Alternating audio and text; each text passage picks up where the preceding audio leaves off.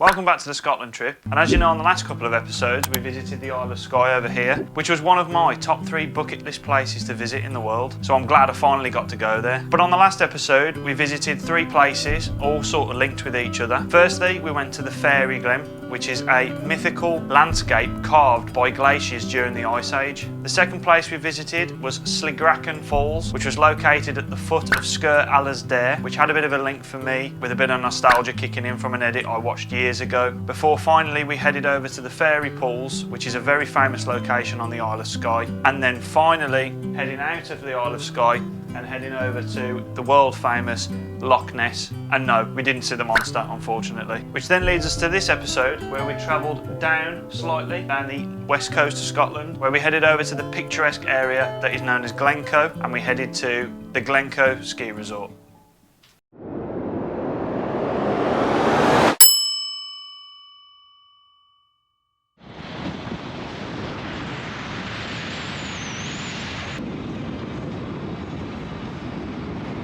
So we've headed up away from where we stopped last night, and we've headed up to the Glencoe Mountain Resort, where we're going to do some action-packed activities today, which will be quite an interesting episode. So we've got 2 things we're going to do today. So we're going to go on a dry ski slope, but with like the tube inflatable ring things. And then we've got a ski lift which goes from here all the way up that mountain over 2,500 feet, was it, Luke? 2,200 feet. So that should be quite interesting.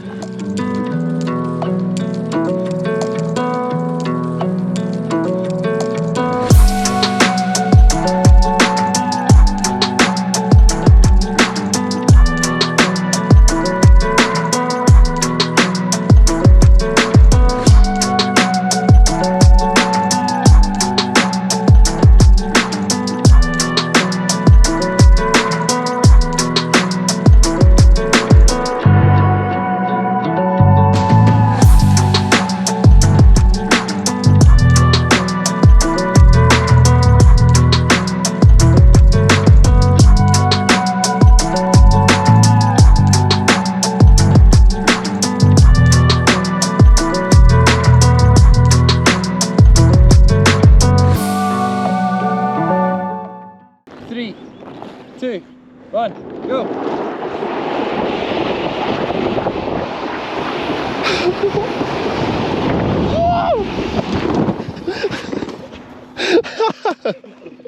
Been too wet recently for it, but it just needs.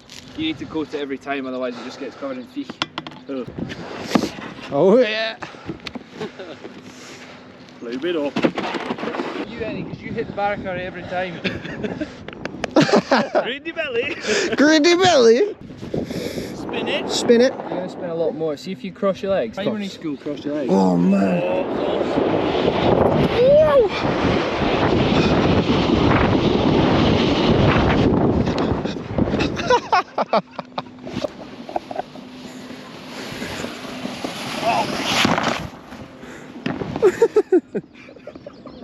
Man, that was fast spinning, that was. Here he comes.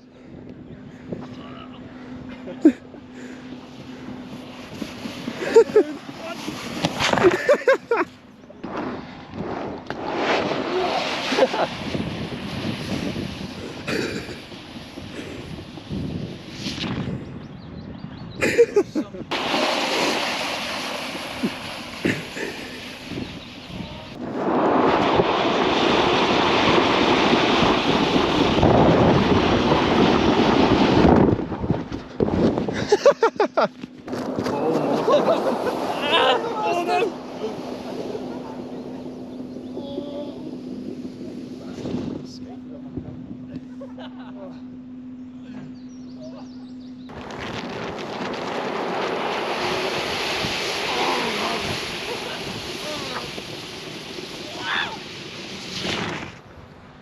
Thank you very much again. No, it's all Joe. See if you get you 5 minutes later, whatever, when you're having a shite and you need something in your phone. Give us a wee review because it goes a long way. So we just finished the tubing on the dry ski slope, so shout out to Brody who helped us. Bless him, he fell over at the top and hurt his knees. So when you spins you down the hill, you just go so quick, and then you get to the bottom, you're just too dizzy to stand up, but it is class. It's good fun. But now what we're going to do is we're going to head over to the ski lift and then head all the way up the mountain up there. So that should be quite fun, because Minch isn't the best with heights, are you, Minch? Cool. So that should be fun. Yeah, I live. Just in Glencoe now, going on the ski lift to the top of the mountain. Here we go. You're scared? Very. So I managed to get a chairlift to myself. So we're heading up the mountain now. Apparently it's about a 12-minute trek up to the top. Luke and Minch have got their own look. It's more than the height, more than extra. I've never actually been on a ski lift before, so this is quite interesting. You've got the safety bar, obviously, but it's still it's still a bit funny.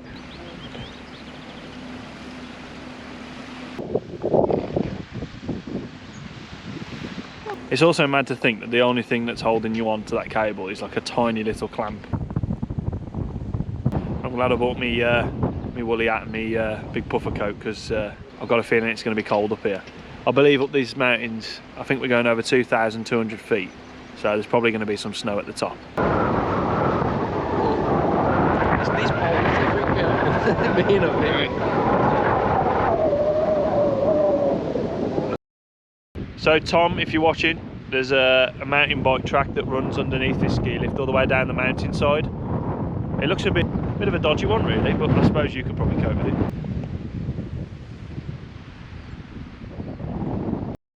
So I just read a little sign, and it says the ski lift goes 2,200 feet in 12 minutes. So we're literally going right up there, which would take hours and hours to walk. And it's just a lovely, pleasant little ride, really. So.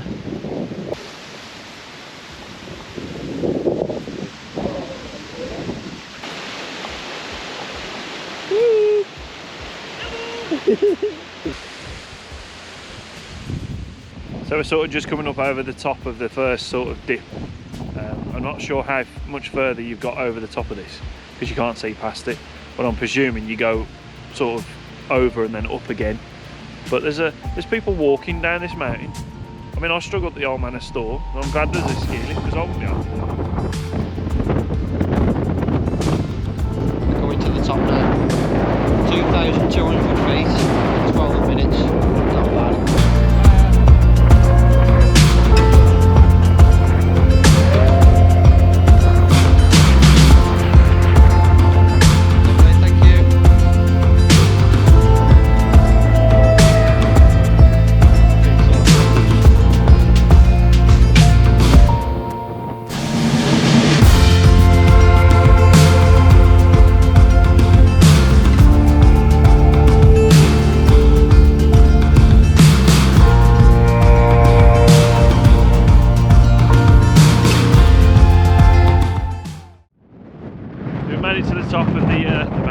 Not the actual summit, because the summit's a bit further on, but the ski lift's not on today. But we've made it up this far, and the view of Glencoe is unbelievable. Now, I said that Minch was scared of heights. How did you find that one? That's fine. I think it's the way back down that's going to get me. And you got that like daunting valley over there, Minch. Yeah, I'll just close my eyes. Hope for the best.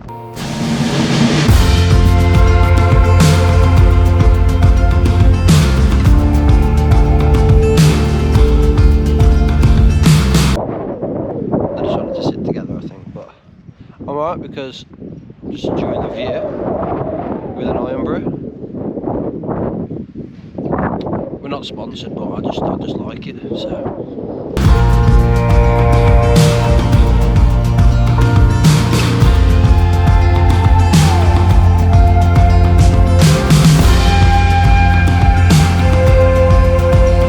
How are you feeling, Minch? I'm going to cry. I promise I won't shake it.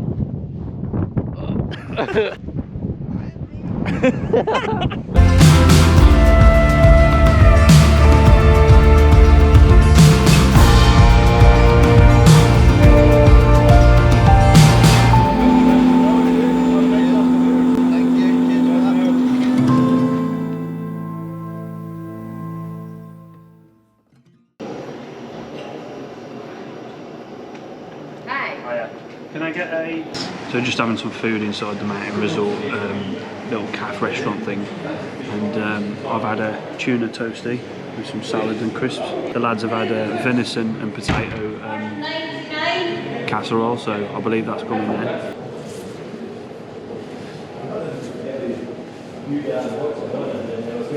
Waiting. Still waiting, boy. So we're all done at the Glencoe Mountain Resort now. Class day out really, doing the tubing and then up to the top of the mountain via the ski lift. But I can't fault it really. I mean, the hospitality is brilliant. The food was great inside the restaurant. Obviously it changes during the winter. You can do skiing.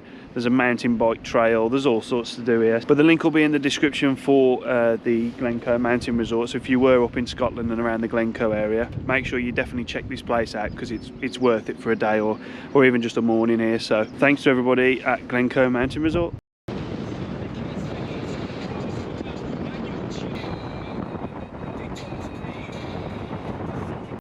So we just parked up back there now in the car park and we're heading to the Falls of Falloch, which you saw on a TikTok video that is one of the best places to see in Scotland.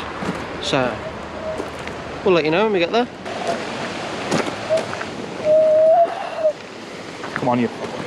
Hello.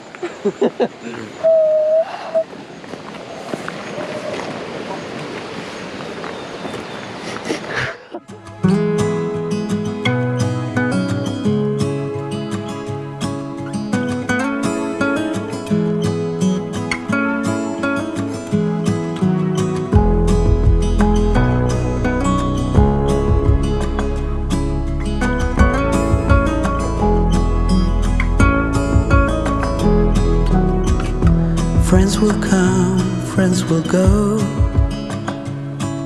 They all seem to change while I'm still the same. 'Cause I just can't let go. And there's no one to blame. It's just the way it is. Like stone, emotionless in this world of stories.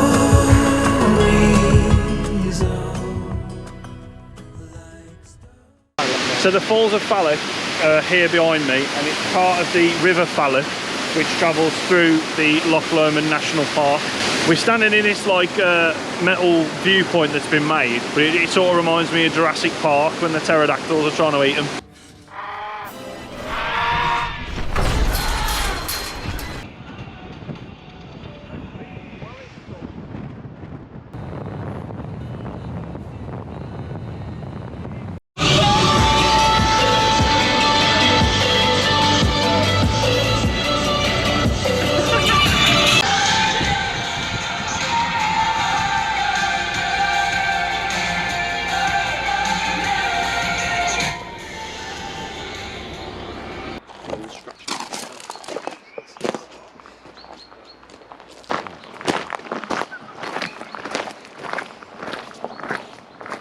So as you can see, we headed to St Conan'S Kirk. It was one of the locations that Luke's mum pointed out to us, as she recently did a visit up to Scotland and visited St Conan'S Kirk, and she said it was one of the places we definitely had to visit on the way to Oban. So thank you, Anne, for the suggestion. Now, there wasn't a lot of talking while we were walking in and around St Conan'S Kirk, because the architecture, the structure and everything inside just speaks for itself. So enjoy.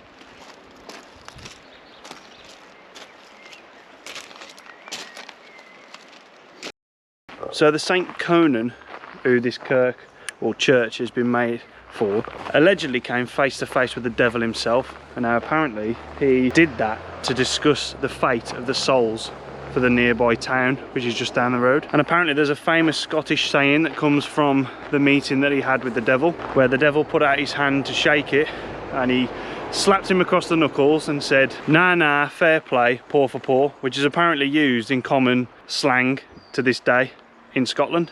So as you can see, we've just come outside the church now and we're just sitting on top of the bank. I'm just going to tell you a bit about the architecture inside that I've just read. It's got a whole heap of different styles and types of architecture, including prehistoric, Celtic, Saxon, Romanesque, Gothic and early Renaissance, and many different designs and styles inside as well, including stuff like arts and crafts, Victorian, mosaic, all inside it as well. And it just really look absolutely gorgeous when you look at it. So inside the kirk lays a fragment of the bones of the remains of Robert the Bruce. So Robert the First, also known as Robert the Bruce, is a very famous Scottish hero. He's also known as the King of Scots and played a part in the independence of Scotland and actually regained the kingdom from the English. He fought successfully during that time and obviously regained the kingdom of Scotland. He also had ties with William Wallace, which is the famous hero that we visited the monument on the other episode. He helped in the revolt against King Edward with the help of William Wallace and his armies. He was the King of Scots from the date 1306 up until his death in 1329. However, his remains, full remains, are located in a crypt somewhere else.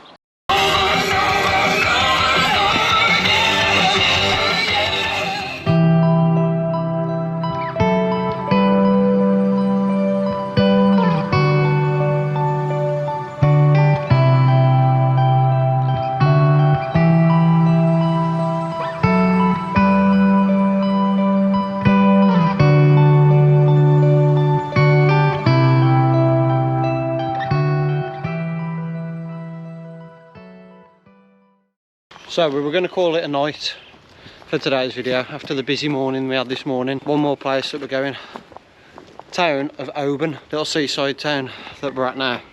And we've decided, because we haven't been busy enough the last few days, and especially today, we're going to go and hike all the way to the top of the town to look at a little Colosseum type building. So keep you updated. Dying. Don't keep them updated.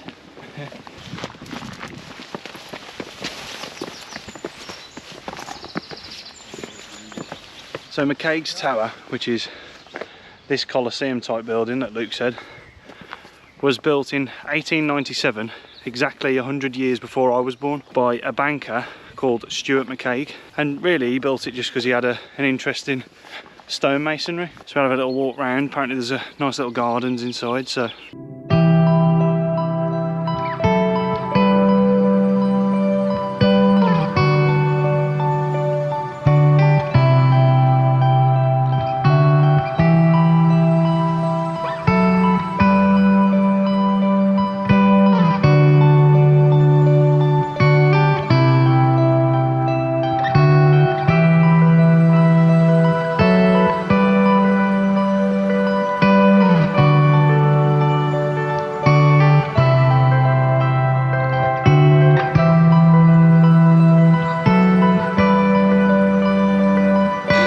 We've just headed down to the bottom of the hill, which leads down into sort of the little town centre of Oban.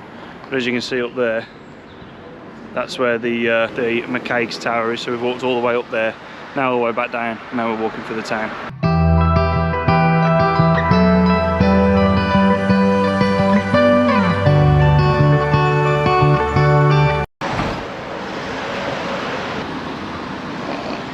So we've just picked up some fish and chips from Norie's in Oban, which is apparently Oban's best fish and chip shop, certified by Gordan, Gino and Fred. So we're going to be the judge of that, aren't we, boys? Well, we're better than them three anyway. Pretty much. So, mini food review of apparently the best fish and chips in Oban, apparently.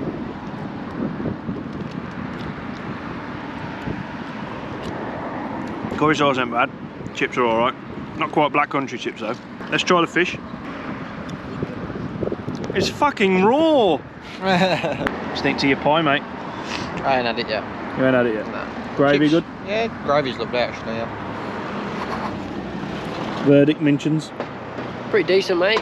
Pretty decent, mate. Pretty decent, mate.